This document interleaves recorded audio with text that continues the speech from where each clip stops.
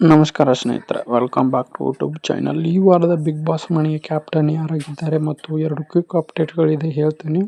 ವಿಡಿಯೋನ ಎಲ್ಲೂ ಸ್ಕಿಪ್ ಮಾಡಬೇಡಿ, ಪೂರ್ತಿಯಾಗಿ ನೋಡಿ. ಈ ವಾರದ ಮನೆಯ ಕ್ಯಾಪ್ಟನ್ ಆಗಿ ಲೇಡಿ ಕ್ಯಾಪ್ಟನ್ ಆಗಿದ್ದಾರೆ ಅಂತಲೇ ಹೇಳ್ಬೋದು.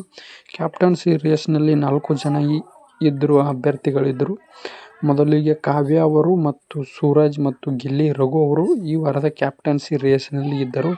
ಇವರು ಜಂಟಿಯಾಗಿ ಒಂದೊಂದು ಟಾಸ್ಕ್ ಆಡಬೇಕಾಗಿರುತ್ತೆ. ಇದರಲ್ಲಿ ಗಿಲ್ಲಿ ರಘು ಒಂದು ಜೋಡಿಯಾಗಿ ಆಡ್ತಾರೆ, ಸೂರಜ್ ಮತ್ತು ಕಾವ್ಯ ಅವರು ಒಂದು ಜೋಡಿಯಾಗಿ ಆಡ್ತಾರೆ. ಇದರಲ್ಲಿ ಕಾವ್ಯ ಮತ್ತು ಸೂರಜ್ ಅವರು ವಿನ್ ಆಗ್ತಾರೆ.